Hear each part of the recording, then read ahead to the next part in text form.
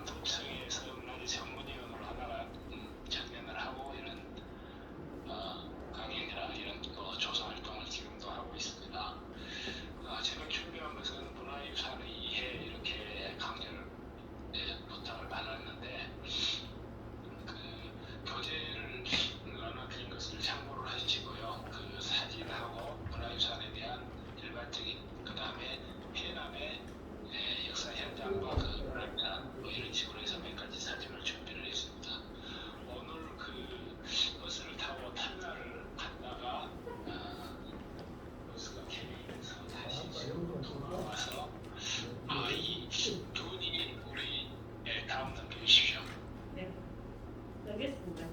이거 그냥 저기 선생님 우리 그냥 일반 톡으로 할게요. 그리고 제가 알아서 넘길게요. 그러면 그게 더 편할 것 같아요. 네. 그래야 소리가 좀 들릴 거예요. 소리가 더 들릴 것 같아요. 스피커폰으로. 그래도 이제 페이지 넘기면 돼요. 그럴까? 선생님 이제 말씀해 보세요. 예. 똑같네. 스피커폰 했는데. 네. 마이크 됐는데. 마이크 됐어요. 마이크 됐어요. 지금 말씀하시면 돼요. 네, 그래서 집에 들어와서 오전에 만든 이제 PPT인데 조금 더 한번 찾아봤습니다.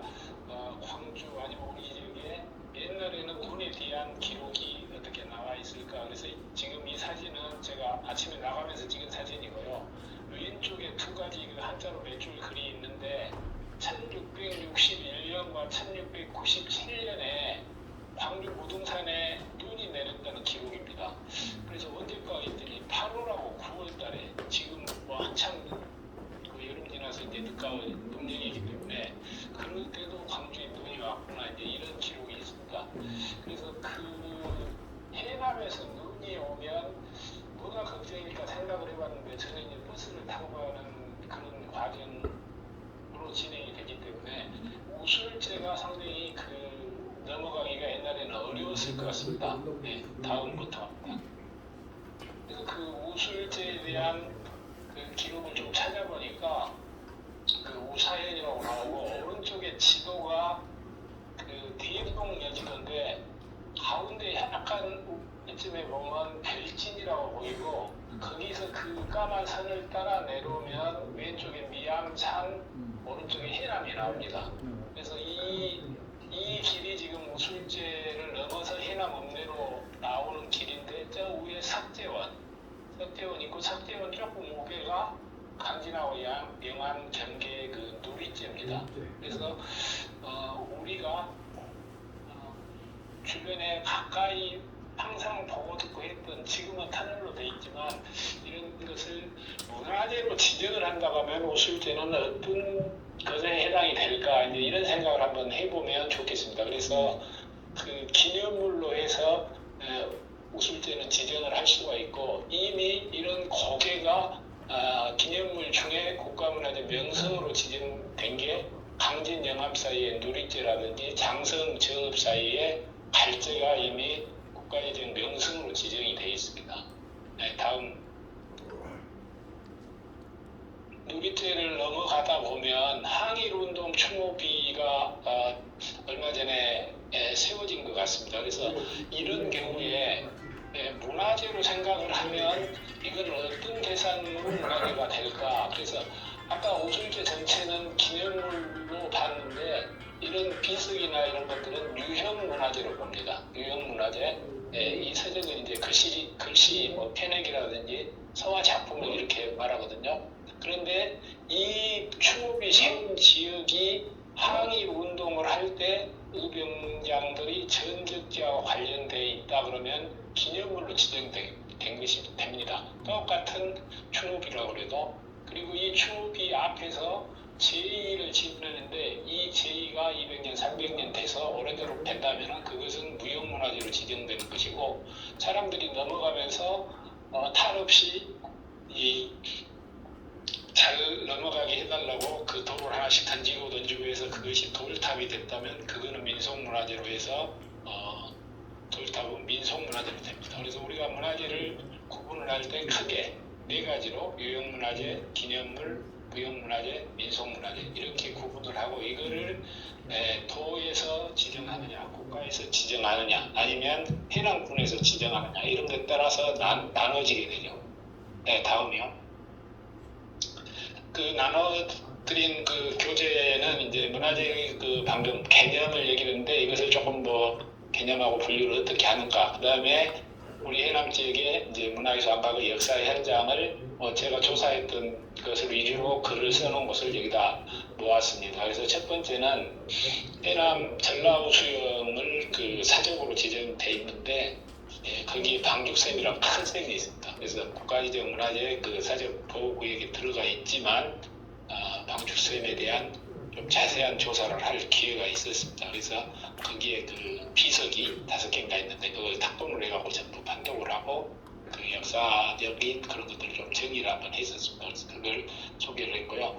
두 번째는 세 번째를 먼저 설명드리면 세 번째 지금 군청 앞에 나가시면 남천교 중수비가 그 청류정피하고 옮겨져 있습니다. 이게 원래는 그 읍내가 있었는데 중간에 없어졌다가 이번에 군청을 만들 때 그 읍성 발굴할 때 나왔는데 제가 마치 그 뭐 자문을 좀 하고 이렇게 글을 쓰고 정리를 한 내용을 여기다 했고 나중에 그게 정비가 돼서 군청 앞에 이렇게 세워지게 됐습니다. 그래서 방죽샘이나 이런 경우에는 샘 자체를 지정을 하면은 일종의 민속문화재가 됩니다.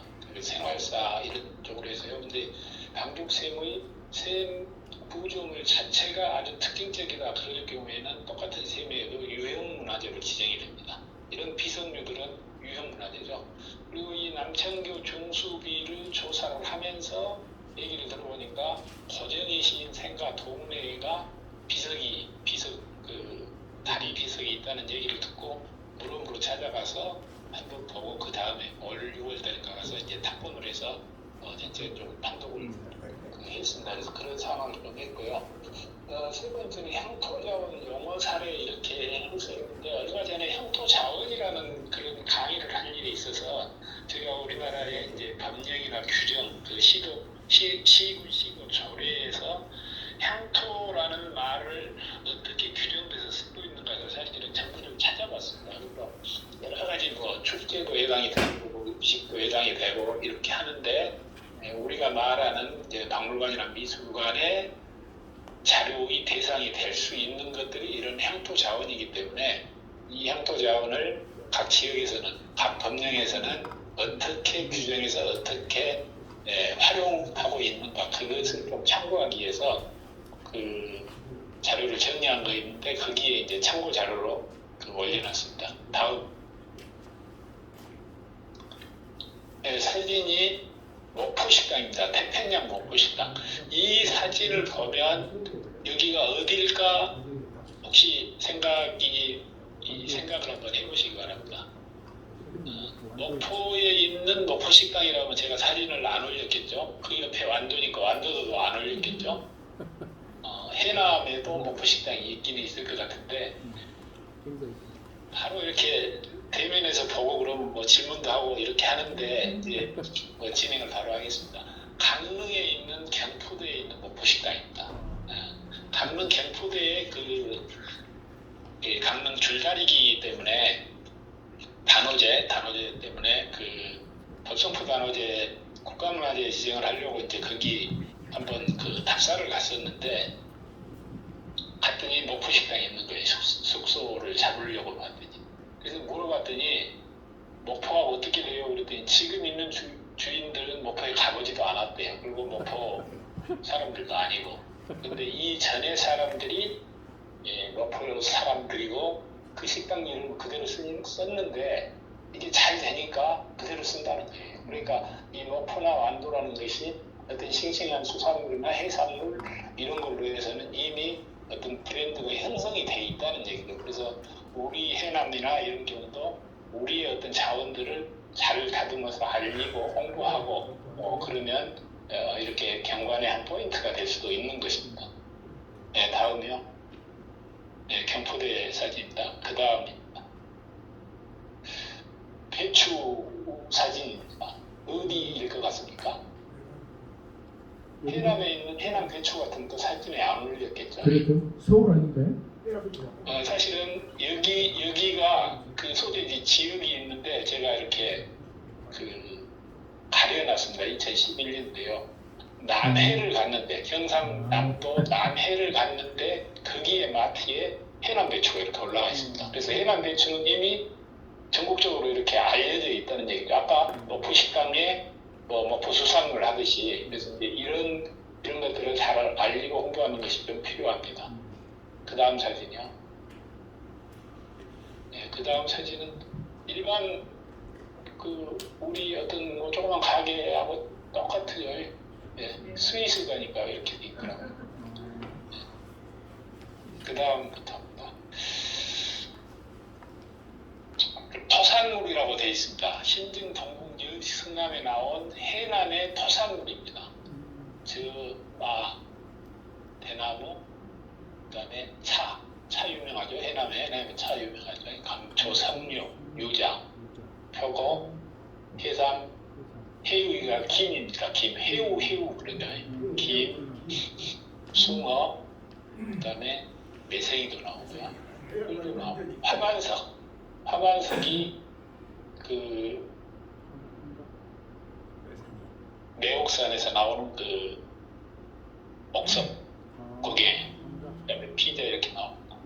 근데 지금 그 지리적 표시지에 이렇게 등록을 하고 있는데 해남이 4개가 돼 있더라고요. 그 전국적으로 187개, 전남이 71개, 상당히 많습니다. 그 지역의 토산 자원을 가지고 수산물이나 농산물, 임산물을 가지고 그 지리적 표시지에 등록을 하는 거거든요. 그래서 해남은 4개인데 해남이 농축산물로 해서는 배추하고 고구마가 되고 역시 유명한 것인 게 돼 있죠. 그 다음에 수산물로 해서는 김하고 전복이 돼 있는데 이 김 같은 경우는 동국 여지 성남에 이미 토산물로 이렇게 기록이 되고 있습니다. 그래서 이런 역사성도 이런 것을 지역의 자료들을 홍보할 때 같이 좀 홍보했으면 좋겠다.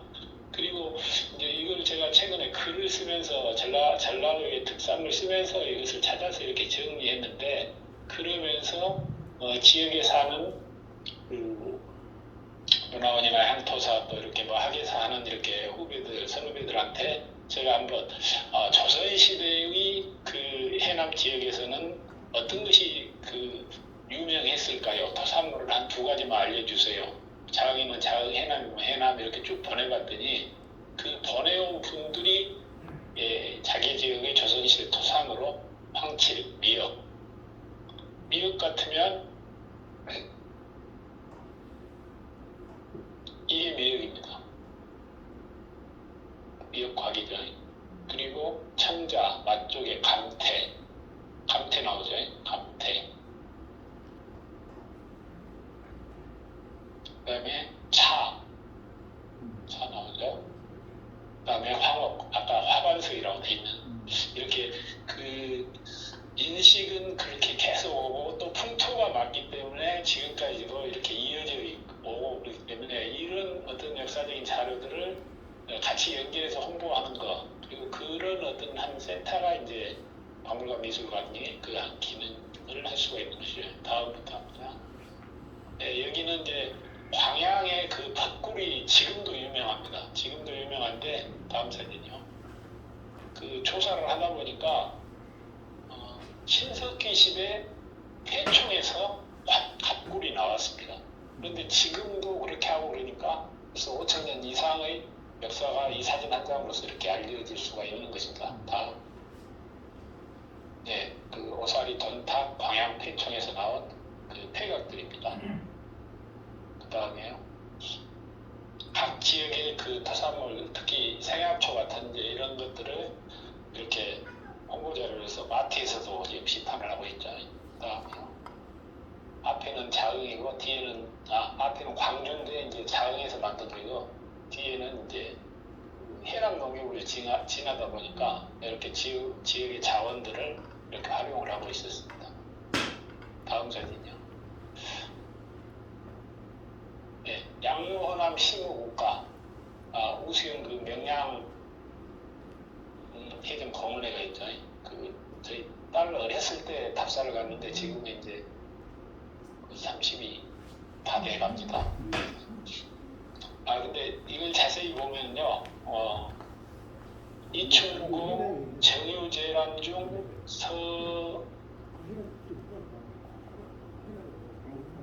서한일절 의제 허경련 선생이 쓴 글이거든요. 그래서 이제 지역을 알리는, 호남을 알리는 영양대첩이 아니었으면 또 있으니까 뭐 호남 대신 영해남 해도 사실은 될 만한 용어죠. 그런데 사실 정확히 알아야 된다. 정유재란보다 훨씬 전에 이 글은 이순신 장군이 현시 지평에게 보냈습니다. 1593년에. 그러니까 정유재란 중에 이거를 썼다는 요 표현은 약간은 좀 이해가 좀 다른 표현이다. 그래서 이제 이런 좀 지역의 유명한 어떤 그런 현장들도 정확한 것을 보고 알려야 되겠다. 다음이요. 그 전남 그 문화유산을 제가 글을 쓰고 이제 만화가 뭐 그랬었는데, 다음이요. 그 아까 이순신 장군 그것을 이렇게 표현을 했었죠. 그래서 그 호남이라는 것은 백두대간 또 이 호강의 남쪽 그래서 호남이라고 그러고요. 호남의 좌도도 그래서 해남은 우수영, 우도점이죠. 다음이요. 그 다음 천불상 한 번 더 있어요.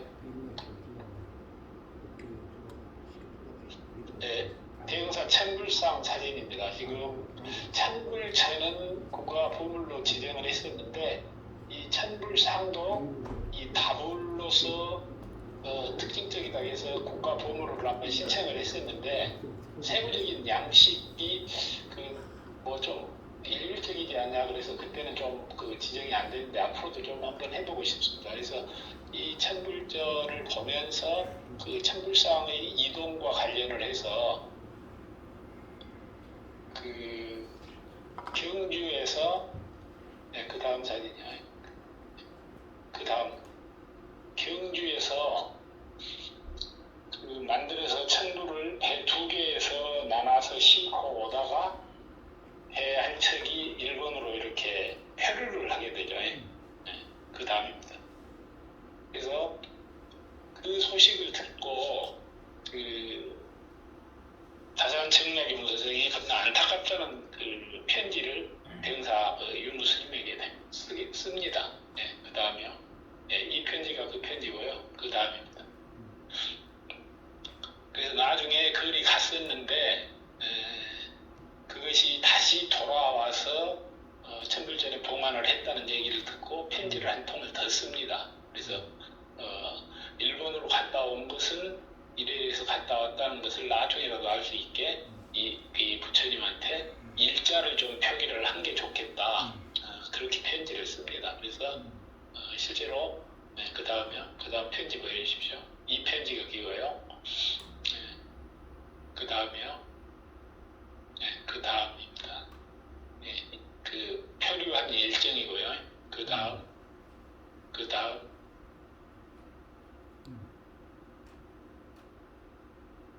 지금 그 부처님 중에서 그 일자가 등에 표기된 이 사진입니다. 그 다음이요. 그 천불전을 포함한 대흥사가 최근에 세계유산이 지정됐죠. 그래서 그 조선시대 이제 그 이전부터 연역이 있지만 주로 이제 조선시대의 어떤 종합 승원으로서 원형을 유지를 하고 있다. 이렇게 해서 전국의 7개 사찰에 들어서 전남에서는 사람사하고 두 군데가 세계유산이 됐죠. 그리고 이 사진은 그 조선 총독부 박물관에서 찍은 사진인데 잘 알려진 사진입니다. 그런데 여기를 보면 연대가 나옵니다. 이렇게 글씨는 거꾸로 돼 있는데요. 그래서 그거를 보면 그걸 뒤집어서 보면 서화 3년 1928년 정확히 그 연대가 나옵니다. 대부분 이 사진들이 경우에 따라서는 이렇게 연대 없이 알려져 있는 경우가 있는데 자세히 보면 이런 연대가 나옵니다. 그 다음에요. 그 다음 탁구라는 사진입니다. 아까 그 어성교 중창기 탁보를 한다고 그랬는데 어성교가 이 끝에 있는 그 사진, 오른쪽 사진의 수로의 끝부분에가 어선교가 있었습니다. 그래서 그 어선교를 1700년대에 이렇게 수리를 하고 세운 비석인데, 이제 어떻게 하다가 동네 앞에 수로에 이렇게 걸쳐져 있는 것을 확인해서 지금 2021년에 확인을 제가 한번 했었고, 작년 5, 6월 달에 탁본을 지금 하고 있습니다. 그래서 우리 정윤섭 씨, 김승기 씨, 전 선생이 같이 이렇게 참여를 해서 했습니다. 그 다음 사진이요. 왼쪽은 탁본이고요. 오른쪽이 제일 처음에 2021년에 제가 가서 확인할 때 그 오른쪽 사진 그 검은검은한 부분이 아마 비료 포대를 이렇게 그 불에 녹이고 좀 해서 우기가 이렇게 상당히 그 싸져 있었습니다. 그래서 그거를 어떻게 고정희 선생 그 시인 생가 동네라고 그래서 그 앞으로 찾아가서 물어서 이제 혼자 이렇게 찾았는데, 그때 택시를 타고 갔었습니다. 그래서 그 택시 기사님이 제가 이제 이것을 띄어내니까 택시 기사님도 와서 같이 이렇게 그 띄어내줬습니다. 그래서 1년이 지나서 가서 이제 저희들이 탁본을 했죠. 그래서 그 다음 사진입니다. 그 탁본을 하게 된 계기가 아까 남천교 중수비가 해남읍성 발굴할 때 그 확인이 돼서 그거를 이제 자문하는 과정에서 이 두 가지 이 다리 비석을 알게 됐습니다. 그 다음입니다. 제가 현장 자문했던 의견서는 왼쪽이고요. 오른쪽이 발굴 사진이고, 그 남천교 비석이 막 나올 당시 사진입니다. 그 다음이요. 이 지도는 1872년 지도인데 거기에 이제 이 그 홍교 표시가 되어 있습니다. 그리고 청류비 이렇게 지도에가 표시가 있고, 해남 8경에 이 그 홍교 청류비 있는 쪽이 그 나와서 아예 이렇게 그 시가 전해 옵니다. 그 다음이요. 그리고 이제 홍교는 지금도 홍교라고 쓰고 있고, 오른쪽 위에 사진이요.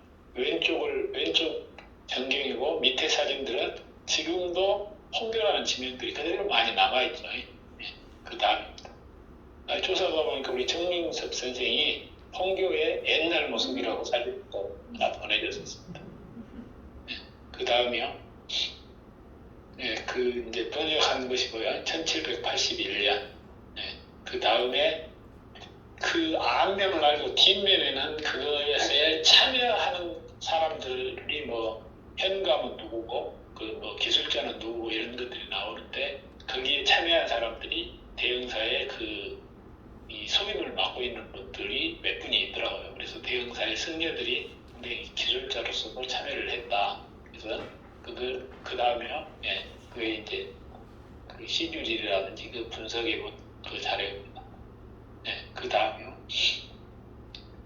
그래서 그 남천교비를 조사를 하다 보니까 1936년에 그 지금의 해남천 거기를 그 일종의 직강공사 하는 이제 그런 자료들이 국가기록원에 남아있더라고요. 그래서 그 기록에 오른쪽 사진 보면은 홍교 이렇게 다 표시가 되어 있습니다.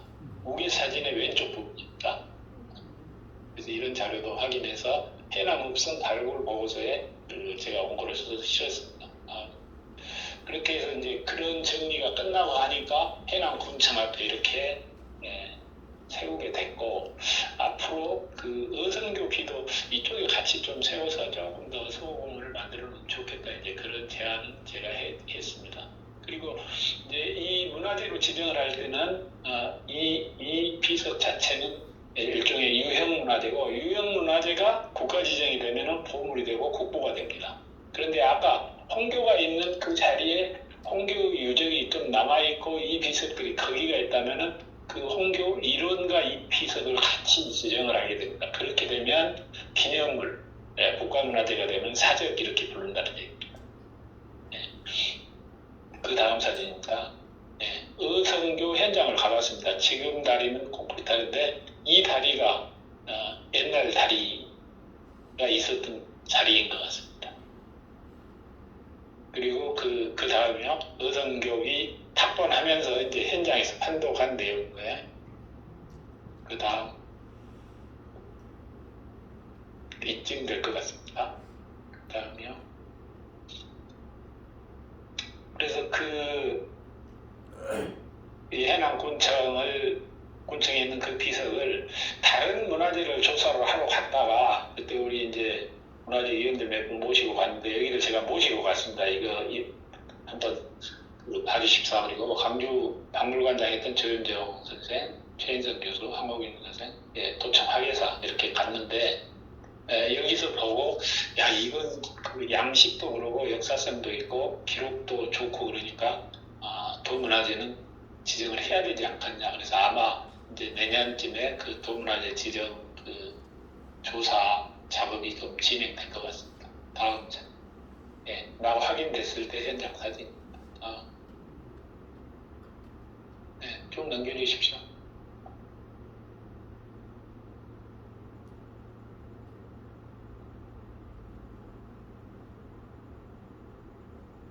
그 초가집 사진 한번 보여주십시오.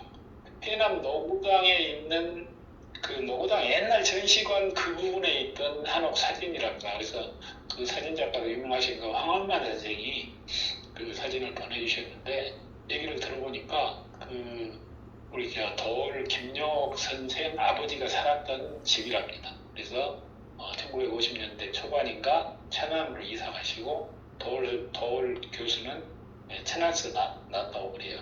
그런데 이제 이걸 찾게 된 경우가 몇 년 전에 이쪽으로 오신다고 그러면서 자흥으로 이렇게 해남으로 간다고 그래서 저한테 좀 안내 부탁을 받아서 사진을 이 기억이 나서 이제 사진을 보여드렸고 해남 쪽에서 찾다 보니까 그 다음에는요.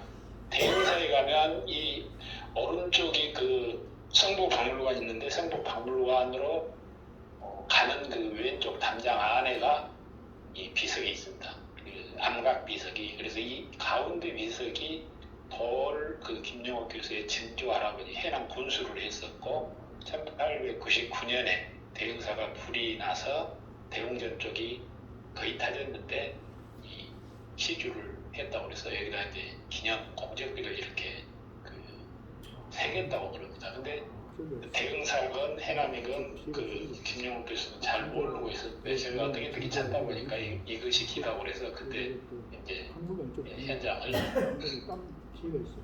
중자 현장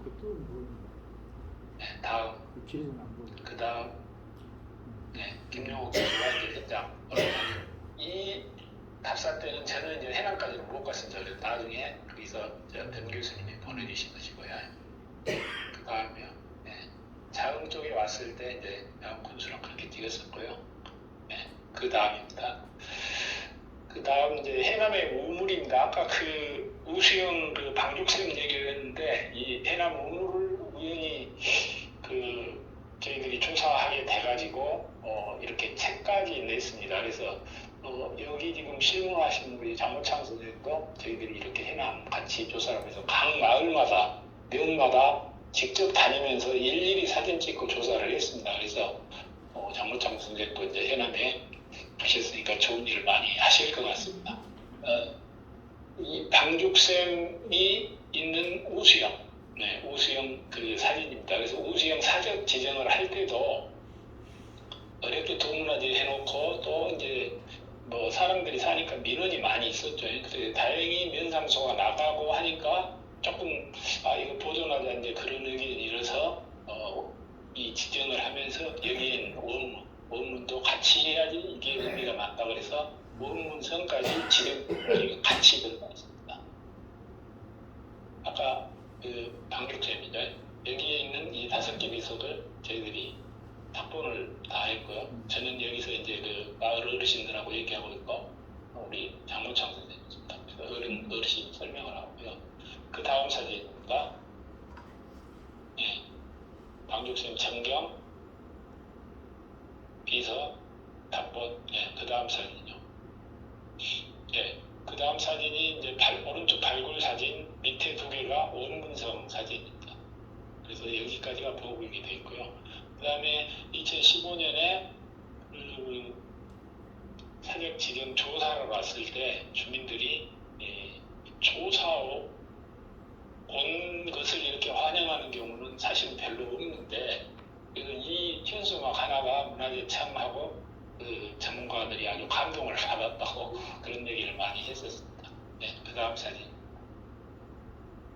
이 비석이 이렇게 사진 찍고 탁본을 해서 그래서 여기를 보니까요 천년만년이라는 말이 있습니다. 천년만년토록 허물어지지 말고 물이 흐리지지도 마라 그런 기원을 담아서 아까 그 생을 보수했던 기록이죠. 그래서 1804년 중수입니다. 천년도 말년토록 허물어지지 않고 흐려지지 마소서 작년에 이제 재작년에 탁본했던 자료입니다. 네, 그 다음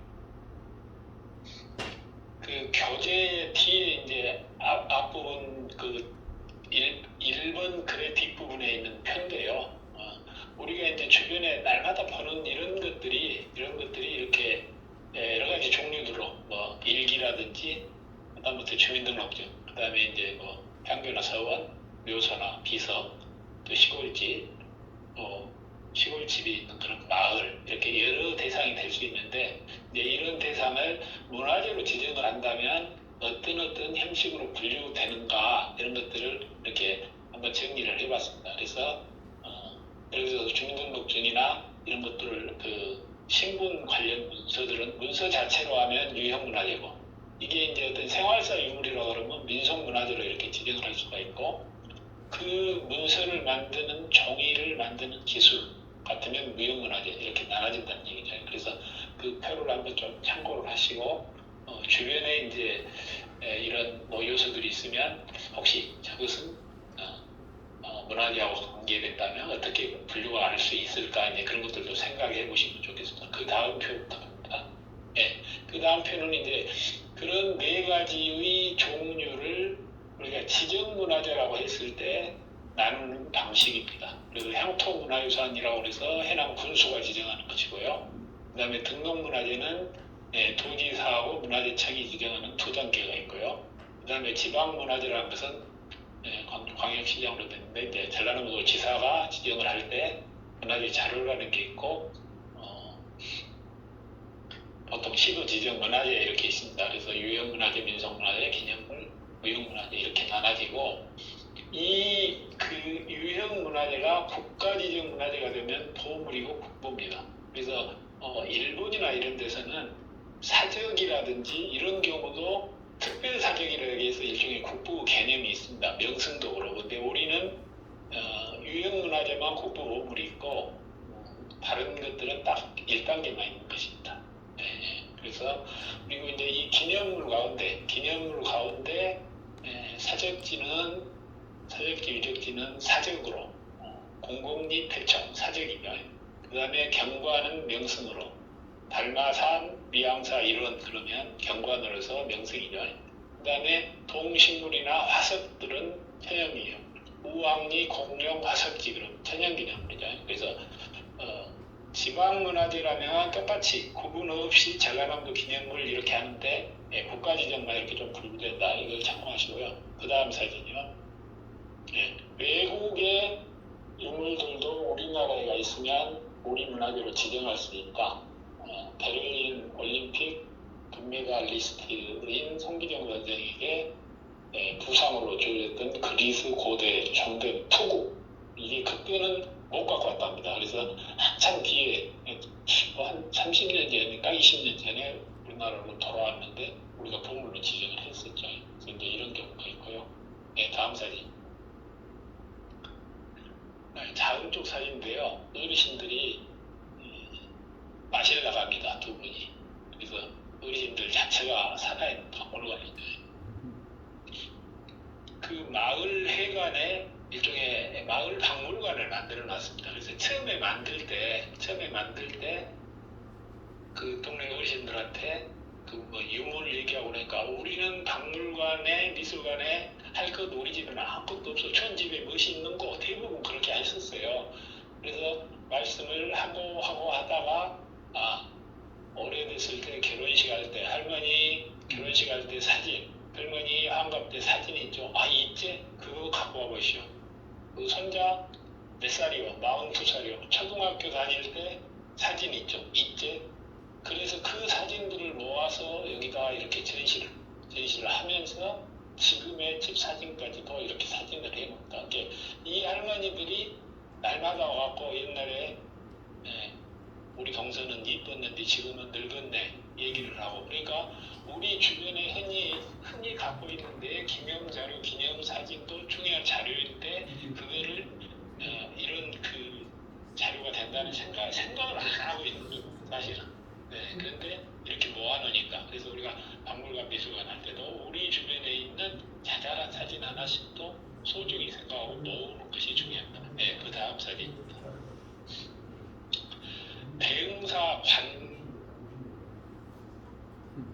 관광 써져가지고 70년 5월 9일입니다. 70년 5월 9일이면 50년이 넘었잖아요. 그러니까 이 사진 하나 자체가 어떤 이제 일종의 유물이 돼 있습니다. 지금 대웅전이고요. 그리고 이 사진을 보여드린 이유가 제가 그 해남과 인연입니다. 그 사진에 서 있는 제일 오른쪽 꼬마가 저 초등학교 5학년, 초등학교 5학년 때인데 그때 육개군 체육대회가 해남에서 있었어요. 그래서 저희들이 자흥읍내가 4개 학교가 야구가 있었는데 거기서 우승을 해가지고 자흥 대표를 해가지고 해남 동초등학교 가서 저희들이 거기서 또 육개군 체육대회에서 우승을 했습니다. 그래서 우승을 해서 이렇게 이동하는 그때만 보건소차인데 지금 같은 봉고차 같은 차가 있는데 그 차를 태워가지고 우승했다고 해남에서 자흥으로 가면서 대흥사 보너스 관광을 시키는 거죠. 그래서 그때 찍은 사진이 어떻게 이렇게 보관이 돼 있습니다. 그런데 얼마 전에 세계유산 그 지정을 할 때 세계유산은 그 설명하는 예를 들면 조선시대는 조선시대의 어떤 유적들로 설명이 돼야 되고 그 이후에 있는 것들은 어떤 근거에 의해서 했다는 것을 정확히 설명을 해야 됩니다. 근데 그 예비 평가를 할 때 이 소품을 보고 아주 저는 안 된 것 같은데 여기 왜 들어가 있냐 이런 질문이 나왔었습니다. 그러니까 제가 이 사진을 그때 그 블로그에 올려가 갖고 있어서 그 통역하는 그 우리 교수님한테 이 사진을 보여드렸어요. 이렇게 해서 이때도 70년 이때도 있었다. 그래도 벌써 50년 가까이 되니까 그렇다면 이게 오래된 역사를 갖고 있구나 그렇게 해서 넘어간 적이 있습니다. 그러니까 그냥 기념사진인데 대흥사의 모습이 있고 또 이렇게 유적지 새로 지정을 할 때도 이렇게 연결된, 그래서 이런 사진들이 우리 집에 많이 있을 겁니다. 그래서 이런 사진들이 바로 중요한 지역의 자료가 된다는 거죠. 그 다음에 사진 뒷면에 제가 그때 써놨던 것 같아요. 아마 중학교 다닐 때 썼던 것 같아요. 볼펜으로. 그 초등학교 5학년 글씨는 아니잖아요. 그리고 초등학교 때 볼펜으로 썼으니까요. 다음이요. 그래서 이제 그 문화유산 또는 역사 현장 또 이렇게 연계를 해서 몇 가지를 설명을 하면서 기본적인 그 문화재의 구분 방법도 했었는데, 앞으로 이제 그 우리가 이제 해남의 어떤 문화유산, 뭐 향토자원, 아까 박물관, 미술관 자료 이제 이런 것을 위해서 한다면 어쨌든 그 새로운 문화재를 찾아서 새로운 의미를 부여하고 자세히 종류 그 정리를 해서 뭐 새로 지정하고 지역에 지정된 것은 등급을 높이는 것, 그리고 지금은 없는 것을 어떤 식으로든지 찾고 혹시 원형이 없다면 그 원형에 가까운 그런 모습을 이렇게 기록으로 남기는 것, 이게 필요하고, 그 다음에 이제 떠나버린 문화유산 자원 찾기 이렇게 되는데, 예를 들면 발견 매장 문화재, 발굴 매장 문화재 이런 것들은 법의 규정에 따라서 발견된 거 신고한 것도 개인 땅이면 뭐 보상금을 주고 다 국가기속 처리가 됩니다. 그런데 지역의 박물관이나 미술관이 건립이 돼서 그것이 일정 시설을 갖추게 되면 중앙박물관이나 이런 데서 평가를 해서 대여 전시를 할 수 있게 해주고 있습니다. 그러려면은 지금까지 발견되거나 발굴된 매장 문화재 목록이 전체가 파악이 돼 있어야 되죠. 그리고 알게 모르게 여기저기 반출된 것도 해남을 파악해야 되고, 그 다음에 이제 후손 소장 문화재 같은 경우에는 지역에 있는 게 맞는데 도시 생활을 후손들이 하고 지역에 있는 어르신들은 돌아가시면 여기서 보관하기 어려우니까 도시로 나가 있습니다. 책이라든지 무슨 초상화라든지 이런 것들이. 그래서 그런 것들이 관리가 잘 되면 모르는데 어쩌고 하다가 없어지거나 다른 데로 이렇게 흘러가거나 그럽니다. 그래서 이제 그런 것들도 파악을 해서 지역에서 원목을 갖고 있고 또 가능하면 기타악기라든지 기둥을 유도를 한다든지 이제 이런 것들도 사실은 이런 사업을 할 때 필요합니다. 그 다음에 문화유산자원 가꾸고 알리기는 이제 오늘 모이신 여러 선생님들이 그 뭐 위원회라든지 민간에서 많은 역할을 하고 계신 걸로 알고 있습니다. 그래서 뭐 해설사가 됐든 이런 것을 하는데 이런 역할들을 계속 이렇게 좀 해야 되고 그 마땅한 이름을 이렇게 붙여주고 찾아주고 또 우리가 등급을 정해주고 불러주고 홍보해주는 것이 좀 필요합니다. 네. 그 다음입니다. 그래서 이제 이런 것과 함께 저는 뭐 해남학 정리에서 요즘에 지역학, 뭐 향토학 이런 저기가 많이 있는데 이제 그 지역별로 종류별로 해서 이런 좀 시리즈로 책자 같은 것이 이렇게 쭉 연속적으로 좀 나왔으면 좋겠어요. 역사문화의 이런 거, 그다음에 지리생태 그러면 아까 무슨 명당이라든지 뭐 음식이라든지 이런 게 나올 수가 있고요. 토산물은 해남의 생약초, 농산물, 정신인물에서 이제 불교교 역사인물 많이 있죠. 그다음에 문화민속, 그다음에 사료 자료집도 이미 문화원이라든지 향토사 또 군에서 많은 작업을 해왔지만 이런 것들을 총괄적으로 이렇게 모으고 정리하고 계속 발간해 나가고 이제 이런 것들이 필요하고 이제 그런 센터가 박물관이나 미술관이가 돼야 될 것입니다. 다음 사진이요. 다소 이제 저서 혹시 얘기했지만 제가 그 정해진 시간이 뭐 35분으로가 받아서 거의 뭐 시간이 끝났습니다. 그래서 다음에 이제 찾아뵙고 또 인사드리고 이렇게 서로 좋은 얘기를 나눌 기회를 갖기로 하고 아까 방육섬에 있는 그 2000년 말년토록 허물어지지 않고 흐려지지 마소서 라는 이런 기운을 담았듯이 오늘의 자리를 통해서 우리 해남의 문화가 자원이 문화유산이 천년 말년토록 무궁하게 발전하고 빛나기를 기원합니다. 이상 마치겠습니다. 감사합니다. 혹시 질의하실 분? 질의하실 분 혹시 있으세요? 그러면 이걸로 마치기로 하겠습니다. 감사합니다.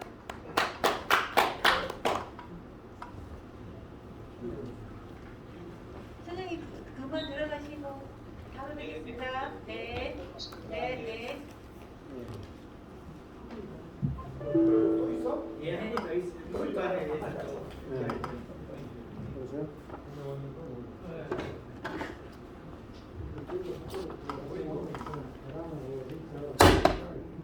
이제 미술관 듣고 가세요. 미술관. 광주까지. 그러세요? 그럼 가세요. 네, 이제 미술관 하시면 될 것 같아요. 이제 보여드릴게요. 보이죠? 화면. 아니 조금 가까이. 아니 옆으로 안 보여요. 네 조금 더 아니 가까이가 아니고 왼쪽으로 좀 예. 네, 됐나요? 예예. 내용을 잘 안 보인다. 일단 그거 그런 정도로 좀 네. 가까이. 좀 그냥 이렇게 하게요. 그러면 보여드리긴 하죠. 보이긴 하죠. 네네네. 네, 그렇게 하죠. 네, 시작할게요. 네네. 안녕하세요. 제 목소리가 잘 들리길 바랍니다. 드립니다. 네네네. 저는 광주시립미술관에서 근무를 하고 있고요. 광주시립미술관의 분관, 하정미술관 관장으로 일하고 있습니다. 이렇게 만나 뵙고 직접 강의를 했어야 되는데 그러지 못해서 너무 아쉽고 죄송합니다. 이렇게나마 만날 수 있게 돼서 다행으로 생각하고요. 오늘 저는 공립미술관의 어떤 역할과 기능을 주제로 강의를 준비했습니다. 오늘 강의는 목차 부분 잠깐 목차 맞나요? 네, 네네. 맞습니다. 네, 먼저 다양한 문화 공간을 소개해드리고, 그리고 최근에 현대미술관과 국립미술관의 역할, 그리고 미술관의 주요 기능, 그리고 최근 미술관의 새로운 패러다임의 변화, 이런 순서로 말씀드리도록 하겠습니다.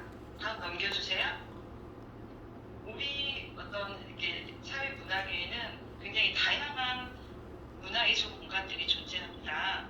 크게는 이제 위에 보시면 박물관과 미술관, 그리고 아래쪽 보시면 복합예술공간이나 아트센터, 전시관 등이 있고, 그리고 작품을 전시하고 뭐 판매하고 유통하는 그런 기능을 하는 곳이 화랑이나 갤러리가 있고, 또 이 밖에도 뭐 예전의 그 건물들 뭐 이렇게 새로운 어떤 생명력을 이렇게 부여해서 다양한 공간들에서 다양한 활동들이 펼쳐지는데, 이런 대안 공간들도 다양하게 있습니다.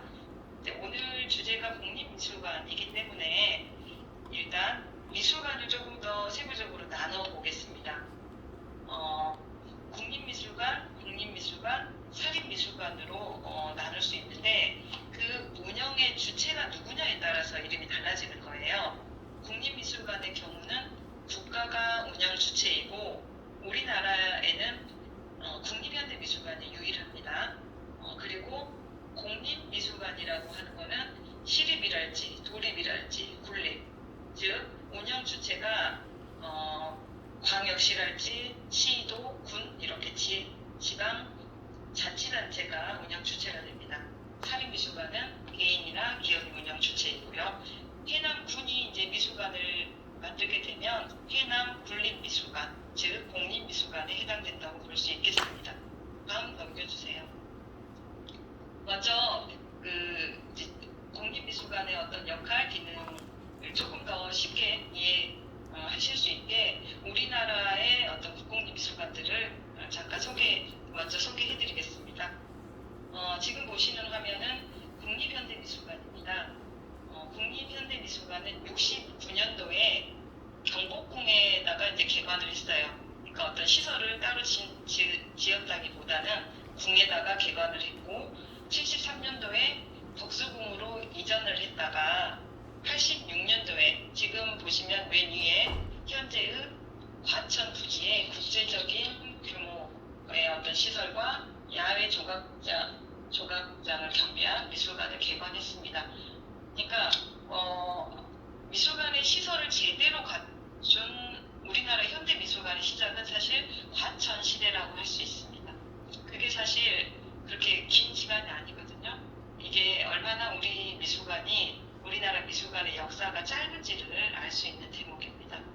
지금 사진에 보시면 맨 위가 과천관이고 아래가 덕수궁관, 그리고 오른쪽이 과천관에 있는 백남준의 작품입니다.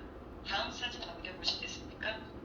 이제 과천이 이제 접근성이 너무 좋지 않아서 이 문제가 계속 대두되다가 2013년도에 국립현대 서울관이 개관하게 됩니다. 지도에 보시면 청와대가 있고 아래 녹색 부분이 경복궁이에요. 그 맞은편 A라고 써져 있죠? 거기가 국립현대미술관입니다. 지금 서울관입니다. 그리고 다음 사진이 서울관 전경이고, 서울관에서 진행했거나 현재 진행 중인 전시 광경들입니다. 그리고 2018년도에는 청주에 연초 공장, 그 담배 공장 있죠? 그거를 리모델링해서 수장고형 미술관을 개관을 해서 현재 4개의 관을 운영하고 있습니다. 다음 넘겨보실까요? 네, 다음 보고 계시는 사진은 제가 근무하는 광주시립미술관입니다. 광주시립미술관은 92년도에 지방공립미술관으로서는 최초로 개관을 했고, 올해 30년을 맞이했습니다. 운암동 중해공원 내에 공간이 있고, 공간을 비롯해서 하정미술관, 사진전시관, 광주 미디어아트센터, 서울인사동의 GNJ 갤러리 등등해서 8개의 관을 운영 중에 있습니다. 그리고 광주시립미술관에서 중점을 두고 있는 분야가 우리 이제 광주 외양이라고 하죠. 외양의 전통에서 비롯된 수묵화의 어떤 계승과 발전, 그리고 민주, 인권, 평화 도시로서의 정체성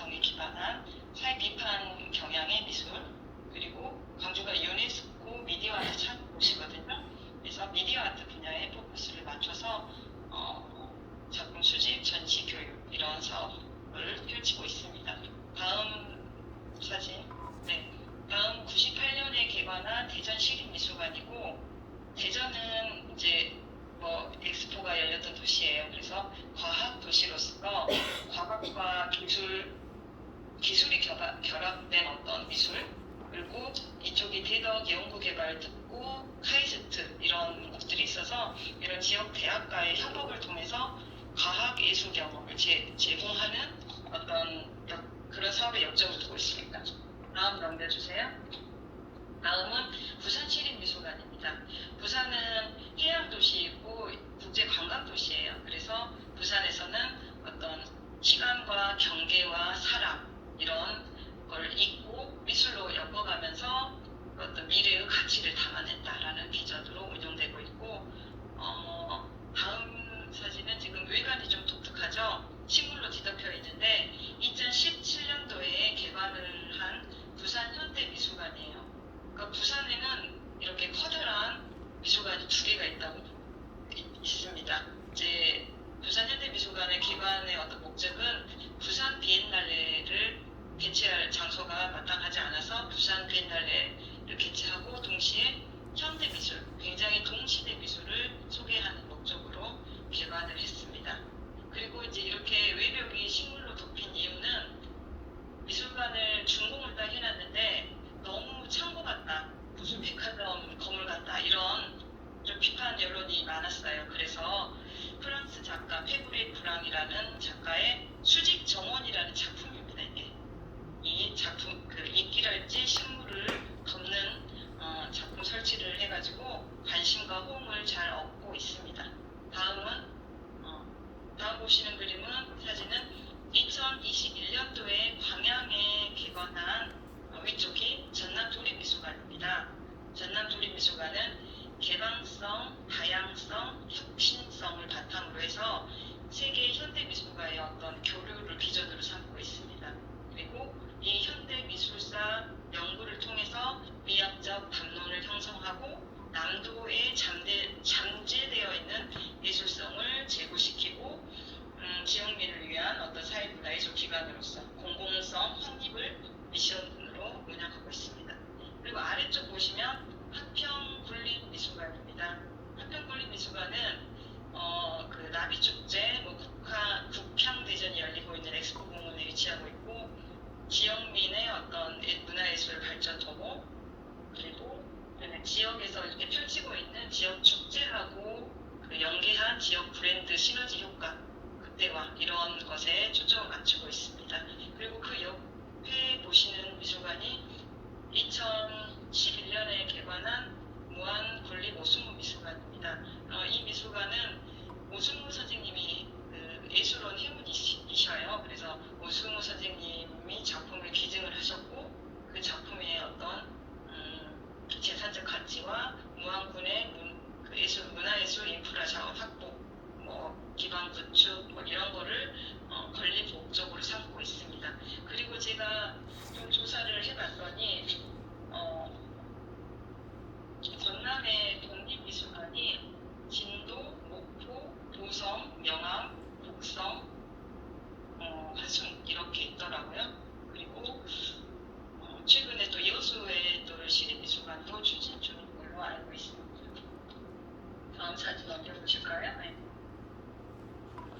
지금 여러 가지 미술관들에 대해서 말씀드렸는데 사실 호전적 의미에서 미술관은 사실 신에게 봉헌하기 위해서 수집한 소작품 그 자체를 의미하는 것이었어요. 그러던 것이 기원전 300년경 헬레니즘 시대에 왕의 뜻을 받들어서 궁전 한쪽에다가 수집품을 모아놨어요. 이것을 뮤지엄이라고 불렀던 거예요. 그리고 시인이랄지 음악가, 학자 이런 사람들을 초청해서 문해와 철학 이런 걸 연구하고 서로 교제하는 이런 것으로 이용하는 데서 뮤지엄이 비롯됐습니다. 근데 이제 보시면 그때 당시의 뮤지엄은 왕이나 귀족들 이들의 어떤 부와 특권의 상징으로서 예술품을 수집했고 보관했고 또 그들만을 위해서 특정 계층만이 참여할 수 있는 그런 영역이었어요.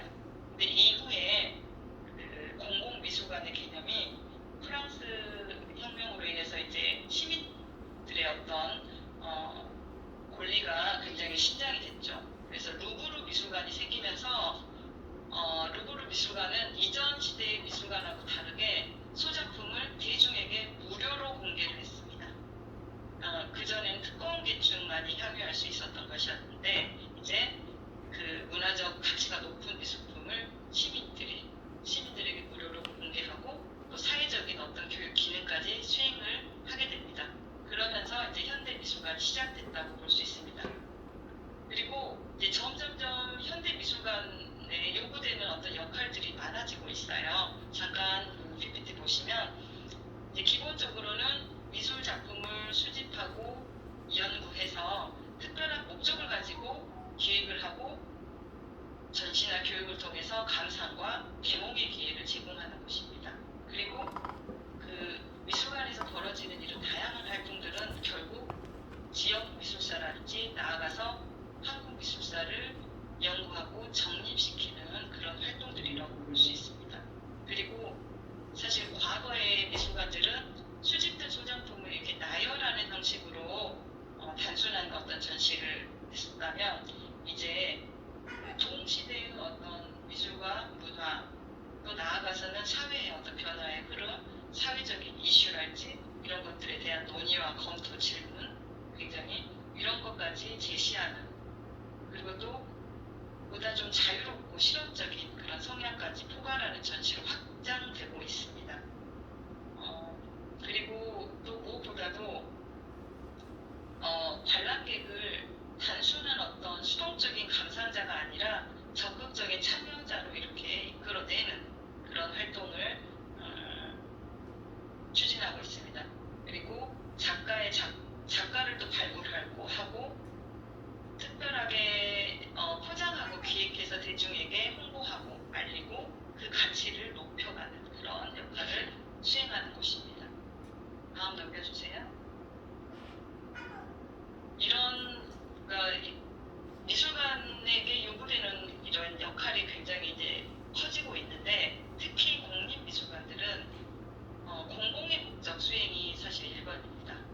무엇보다도 공립미술관이기 때문에 지역마다의 어떤 걸린 목적, 미션을 가지고 또 지역의 어떤 정체성을 만들어가는 그런 역할이 중요하다고 할 수 있겠습니다. 그 역할을 잠깐 보시면 첫째, 지역 문화예술의 어떤 발굴과 육성 그리고 각 지역사회의 정체성 확립을 가장 중요한 과제로 설정을 합니다. 그리고 미술관 운영을 통해서 지역의 어떤 경쟁력을 높이고 지역민들에게 자긍심을 높여주고 지역사회 내외부의 새로운 인식을 제공합니다. 두 번째로는 이 지역의 사실 역사, 문화 이런 인프라가 상당히 많습니다. 이런 것들을 잘 아우르고 지역사회의 삶의 질을 높이고 그럼으로써 그 지역민 이외에도 내 국내외 어떤 관광객 이런 분들에게도 문화 체험의 기회를 제공하는 그런 역할을 수행합니다. 그리고 또 나아가서 이렇게 관광 명소로도 활용해서 지역 사회에 활력을 불어넣는 역할을 하고자 합니다. 국립미술관들이 대체로. 네, 다음 넘겨주세요. 그러면 미술관에서 이렇게 하는 일, 주요 기능들이 어떤 일이냐면 간단히 말씀드리면 작품을 수집하고 연구하고 보존 그리고 이걸 활용해서 전시하고 교육해서 시민들에게 이렇게 보여주는 거죠. 그리고 작가들을 발굴 지원하고 지역 미술을 육성하는 그런 기능을 수행한다고 보시면 됩니다. 아래 보시면 이러한 모든 기능을 수행해서 결국 우리나라 미술 문화를 창달하고 사회와 인류 발전에 기여하는 기능을 합니다. 되게 어깨가 무겁고 거창하죠. 그렇다면 이런 업무를 수행하기 위해서는 조직과 인력과 시설 그리고 지원이 필요하다고 볼 수 있습니다. 전문적인 어떤 인력이 있어야 되고 합리적인 운영이 뒷받침되어야지만이 아까 현대 미술관들에게 요구되는 어떤 내용이 많다고 했는데 살아 움직이는 공간으로서 현대 미술관의 기능이 원활하게 수행될 수 있을 것입니다. 미술관의 조직은 크게 행정과 기술 그리고 학예 파트로 이렇게 미술관의 시설은 작품을 수집하면 보관을 해야 되니까 수장고, 그리고 전시를 하는 전시실, 그리고 카페나 휴게 공간과 같은 이용자 편의 시설, 그리고 교육실과 창고 이런 것들을 갖춰야 됩니다. 특히 우리가 미술관 하면 수장고하고 전시실만 사실 중요하다고 생각해요. 근데 의외로 오히려 카페와 같은 편의시설의 역할이 점점 커지고 있습니다. 미술관 방문객들이 의외로 전시나 작품에 대한 어떤 기억보다는 미술관 로비가 어땠더라, 카페를 갔더니 너무 멋진 그 맛있는 차가 있었더라, 이런 부수적인 공간들에 대한 기억이 굉장히 오래 간다고 합니다. 그리고 그러한 기억들이 미술관을 재방문하게 하는 역할을 하기 때문에 굉장히 신경을 써야 되는 부분입니다. 다음 넘겨주세요. 네.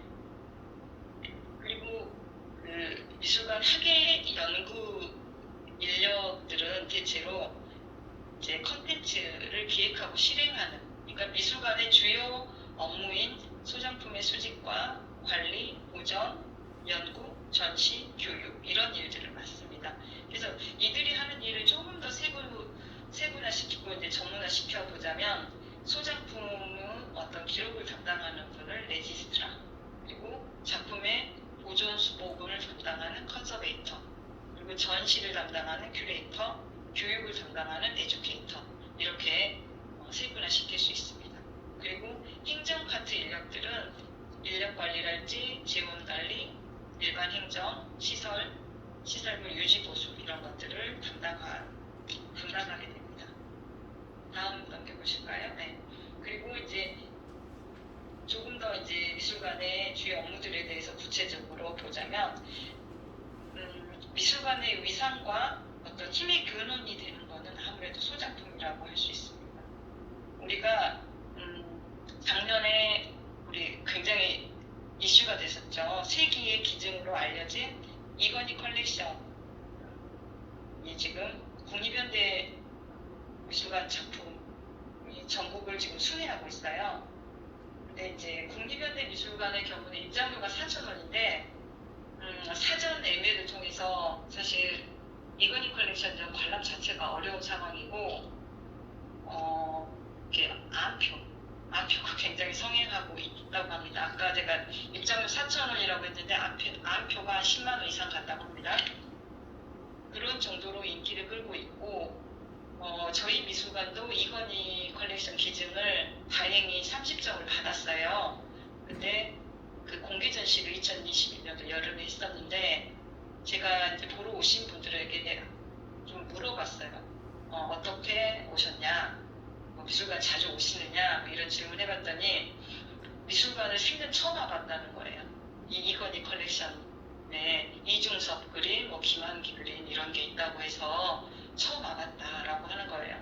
근데 다행스러운 건 미술관을 이건희 컬렉션 보러 왔더니 다른 전시도 너무 좋은 거예요. 그래서 이들은 이제 미술관의 팬이 된 거죠. 그래서 이렇게 이건희 컬렉션이 미술인구 저변할 때 큰 기여를 했다고 저는 생각을 합니다. 이처럼 우수한 소장품이 바로 미술관 관람객을 끌어들이고 미술관의 위상을 결정하는 그런 역할을 합니다. 다시 소장품 쪽으로 가볼까요? 지금 잠깐 사진 다음 넘겨보세요. 네. 이 사진이 이건희 컬렉션전 보러 오신 분들이 줄 서 있는 그런 광경들입니다. 다음 앞으로 다시 가보실까요? 네.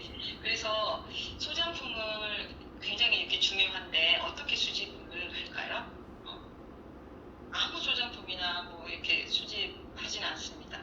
소장품은 미술관의 설립 목적에 부합하는 그런 작품들을 수집을 해 나가는 거예요. 그러면서 미술관의 정체성을 만들어가는데 소장품이 굉장히 중요한 거죠. 그리고 소장품 수집은 예산을 주고 들여서 이렇게 사는 구입과 기증을 하는 두 가지로 나눠지고, 우수한 작품을 또 객관적이고 공정하게 수집을 하기 위해서 작품 수집 심의위원회 그리고 가격평가위원회를 구성해서 이 절차를 밟아서 수집을 합니다. 그리고 이 소장품을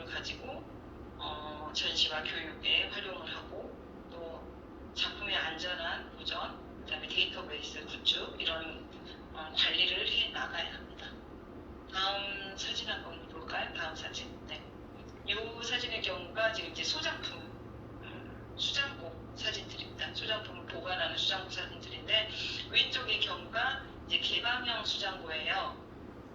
작품을 보관하면서 동시에 전시하는 그런 기능을 하는 형태의 수장고입니다. 그리고 작품 관리를 위해서는 온도와 습도가 적정한 온도 습도가 항상 유지가 돼야 돼요. 온도는 18에서 20도, 습도는 50에서 55% 정도를 항상 유지를 해야 되고 매년 소독과 상태 점검을 통해서 보존 수복을 실행합니다. 이렇게 하다 보면 사실 그 수장고 관리 비용도 많이 발생을 하죠. 그래서 미술관의 어떤 소장품의 경우에 어떤 경우는 구입 비용보다 관리 비용이 더 들어갈 수가 있어요. 그렇기 때문에 보존 가치가 있는 우수한 작품을 심사숙고해서 구입해야 될 것입니다. 다음 넘겨보시겠어요? 다음 주요 어떤 기능 중에 사실 일반 분들에게는 가장 이게 이제 와닿는 부분인데 전시의 개최입니다. 좋은 전시를 개최하기 위해서는 전문성을 갖춘 학예연구사, 즉 큐레이터들이 기관의 어떤 설립 목적과 특성에 부합하는 전시 계획을 해야 됩니다. 그리고 이때 전시 계획에 있어서 좀 중요한 어떤 내용이 유의성, 그 다음에 동시대성, 교육성, 장소성, 시일 적절한 화제성 이런 것들을 고려해서 주제를 결정하고 작가와 작품을 선정합니다. 이를 실행하기 위해서는 역시 적정한 예산이 수반되어야 할 것입니다. 그리고 관람객들에게 사실 현대미술이 굉장히 어렵다고들 많이 하죠. 이게 미술이야 싶을 정도로 난해한 작품들도 많고 그래서 관람객들의 어떤 전시 이해를 돕기 위해서 다양한 서비스들, 즉 전시 해설사인 도수트, 그 다음에 오디오 가이드, 전시 안내 앱이랄지 리플렛이나 사인물 이런 것들이 제공되기도 하고 그 다음에 그 전시 기획의 어떤 내용이랄지 관람객의 특수성을 고려한 공간 구성, 동선, 디스플레이 이런 것들이 구현되어야 할 것입니다.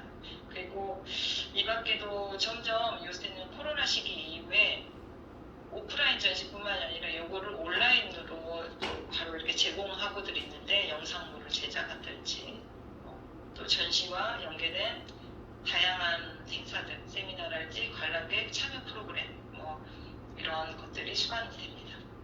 그 다음 사진 이거는 그냥 넘어가도록 하겠습니다. 전시 계획의 흐름도입니다. 제가 몇몇 사진을 보여드릴게요. 현대 미술이 얼마나 개념과 형식이 다양해지고 또 작품의 어떤 설치 방식, 전시 방식들이 다양해지고 있는지를 보실 수 있을 겁니다. 요거는 국견에서 했던 소더워 작가의 작품인데 얇은 천을 바느질을 해서 집을 지었어요. 이게 펼치면 이렇게 거대한 건물이 되지만 철거하면은 이렇게 접으면 작은 가방에 들어가는 그런 작품입니다. 다음 넘겨보세요. 이거는 작년에 했던 메타가든 전시인데 디지털 가든을 구현했던 전시이고 이렇게 그 관람객들이 작품 안에서 사진도 찍고 함께 이렇게 즐기는 그런 전시, 미디어 전시였습니다. 다음 넘겨보세요. 이거는 이제 매우 고전적인 형태의 작품이라고 할 수 있는데 우리나라를 대표하는 권진규 조각가의 조각 전시였습니다. 이거는 야외에 설치됐던 작품인데 바구니 있죠. 플라스틱 바구니를 계속 쌓아 올린 작업이에요. 쉬워 보이는데 다음 페이지 넘겨보세요. 이 작품을 설치하기까지의 과정입니다. 정말 포크레인으로 바닥을 파고 콘크리트를 붓고 20m, 30m 되는 그 봉에다가 플라스틱 바구니를 쌓아서 이렇게 세우는 작업이 굉장히 어려웠습니다. 네. 이런 게 사실 이제 작품인 거죠. 다음 넘겨보세요.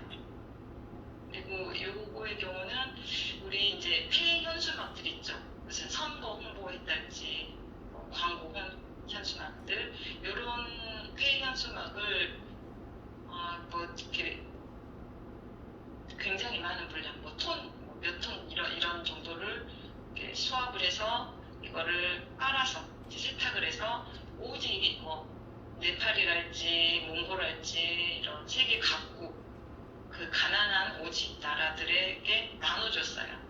그리고 1년, 2년 있다가 가서 보면 이렇게 천막을 그 텐트를 만든달지 옷을 만든달지 그 현수막으로 뭐 가방을 만든달지 이렇게 해서 굉장히 또 일상에서 사용하고 있는 그런 걸 발견했습니다. 그래서 정재철 작가인데 순천 작가예요. 이 작가가 한 7년 정도 실행했던 프로젝트입니다. 다음 정도 보세요. 요거는 또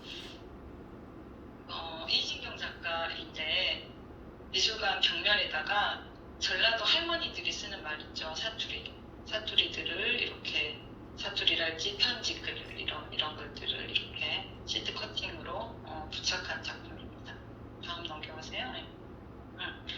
이렇듯 굉장히 정말 다양하고 재밌기도 하고 난해하기도 하고 정말 그 우리가 생각하는 어떤 그림이랄지 조각 이제 이런 걸 훨씬 뛰어넘었어요. 네.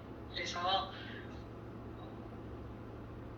보다 이제 관람객들의 어떤 참여가 많이 유도되는 그런 상황입니다. 그 다음 넘겨보실까요? 그리고 그 앞으로 넘겨보시겠어요? 네. 최근에도 그 중요도가 진짜 커지고 있는 게 바로 교육 체험 프로그램이라고 할 수 있습니다. 이 또한 그렇기 때문에 전문성을 가진 인력이 그 미술관 소장품의 어떤 내용, 의미 이런 것도 고려하고 또 전시 기획의 의도 이런 것도 고려해가지고 그 교육이랄지 체험 프로그램을 개발하고 기획해야 합니다. 그리고 교육의 어떤 대상, 연령, 그 대상층이라고 하죠.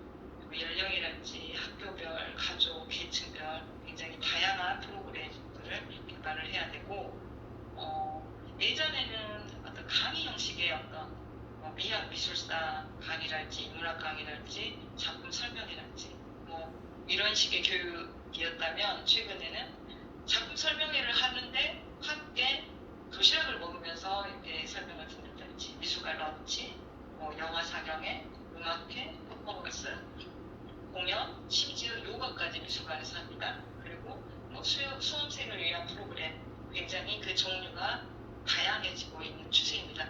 그 사진들을 통해서 그런 행사들을 한번 살펴보겠습니다. 이 모습은 2013년도에 김한기전 했던 개막식 모습입니다. 다음 넘겨보세요. 요거는 그러니까 전시장 안에 작품이 전시가 되어 있고 이 작품이 이제 폐품들을 모아서 조립해서 만드는 그런 작품인데 작가가 미술관에 출근하듯이 나와서 이거를 직접 만드는 걸 이제 시연하는 거예요. 그리고 만든 거를 다시 또 벽에다 붙이고 그래서 전시를 보면서 또 관람객들 체험하고 교육하는 그런 걸 동시에 하는 그런 행사였습니다. 다음 넘겨보세요. 일반적인 어떤 강의 형태이고 다음 넘겨보세요. 작품 설명회입니다. 큐레이터 작품 설명회고 다음 넘겨보세요. 네. 그리고 개막식 부대 행사 이 전시는 이제 베트남의 풍경과 정신이라는 베트남 전시여서 우리나라의 어떤 국악기 공연 그리고 또 베트남 어떤 음악 공연 이걸 병행해서 했었습니다. 다음 넘겨보세요. 그리고 시민이 함께 만드는 퍼포먼스입니다. 다음 넘겨보세요. 그리고 이제 전시에 참여한 작가들이 본인 작품을 활용한 그런 체험 프로그램들을 전시 연계 행사로 했었습니다. 다음 넘겨보세요. 요거 같은 경우는 이제 국수를 뒤에서 밀어가지고 이렇게 입술 모양을 만드는 조각이었어요. 이 조각을 따라 해보는 거죠. 아이들이 그려잡았고 다음 넘겨보세요. 네, 다음 넘겨보세요. 그리고 최근에 보면 저희가 이제 체험 프로그램 하다 보면 이렇게 외국인도 참여를 하더라고요. 그래서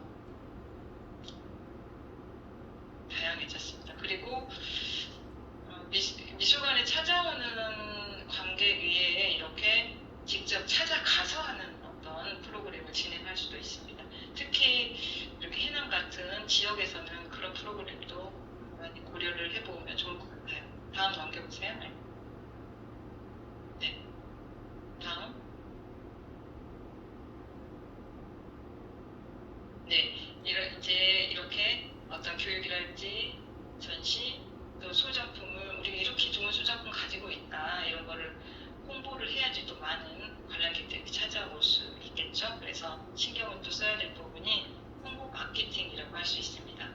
적극적이고 공격적인 홍보 마케팅을 통해서 관람객을 유치하고 관리해야 하는데 어떤 POC 분석이랄지 관람객의 목소리를 듣는 어떤 분석이랄지 회원제, 후원제도, 설문조사 이런 것들을 통해서 기존 관람객을 분석하기도 하고 또 새로운 관람객을 어떻게 하면 유입할 것인지 이런 노력들을 지속해야 합니다. 다음 단계 보세요. 네, 지금까지 국립미술관의 역할과 기능에 대해서 말씀드렸는데 어떻게 조금 이해가 되셨는지 모르겠습니다. 근데 서두에서 말씀드린 것처럼 점점점 현대미술관에 요구되는 어떤 역할과 기능이 많아지고 복잡해지고 있어요. 그래서 새로운 어떤 패러다임의 변화에 대해서 다시 정리를 해보겠습니다. 21세기형 새로운 미술관에서는 대중의 접근에 대한 적극적인 모색 그리고 다양한 어떤 유형의 미술관이 등장하고 있습니다. 그리고 융복학 프로그램 등 상상력과 새로운 창의적인 어떤 동향을 유발시키는 그런 활동들을 미술관에서 해야 됩니다. 두 번째로 무엇보다도 중요한 게 시민 중심, 그러니까 수요자 중심의 미술관으로 변모하고 있다는 점입니다. 그래서 미술관 자체가 교육적 도구로 활용되고 있고 열린 미술관, 시민과 교감, 그리고 지역 어떤 문화 공동체로서의 역할이 강조되고 있습니다.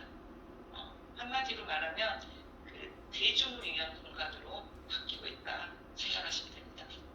그리고 세 번째로 미술관 교육이 어떤 수동적인 강의형 교육보다는 창의적이고 비판적인 사고를 증대시키고 문제 해결 능력을 이렇게 발달시키고 전인적 어떤 인간을 형성하고 즐기는 예술, 체험형, 그다음에 학제 간 연계랄지 융합형 어떤 교육 이런 식으로 다양한 목적에 따라서 내용과 방법이 다양해지고 매우 구체적이라고 할까요? 그런 경향으로 변모해 가고 있습니다.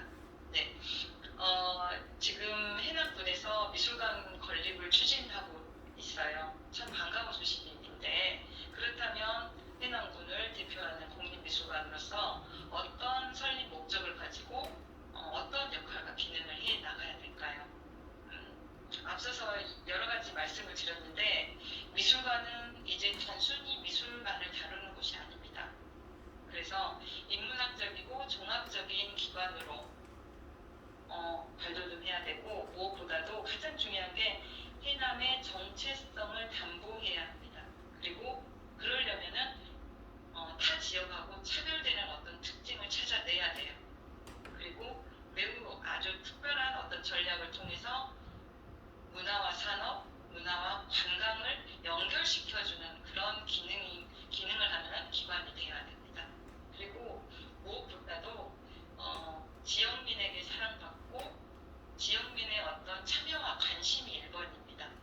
그게 확대되고 확장되어서 이제 관광객이랄지 타 지역 사람들 이런 사람들의 어떤 관심과 사랑으로 이렇게 확대되어 가야 된다고 봅니다. 제가 알기로 해남은 매우 이제 유서가 깊은 어떤 역사와 전통을 가진 지역입니다. 그래서 해남이 가진 역사와 정신, 인문학적 가치 이런 걸 홍보하고 그런 과거와 현재 그리고 미래를 이어주고 해남의 이 미술관을 통해서 어떤 해남의 발전적인 어떤 비전을 제시하고 견인해가는 그런 미술관이 건립되기를 바랍니다.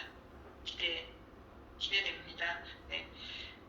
미술관에 대해서 조금이나마 좀 이해되는 시간이 되셨으면 하고요. 부족한 강의 경청해 주셔서 감사합니다. 네, 이만 마치겠습니다. 감사합니다. 이제 그만 끊고 다음에 연락드리겠습니다. 네. 뭐라고 미술관 강의라든지 미술학교 누가 왔을까? 그 영상으로 어쩔 수 없이 한다고 했어요. 영상으로.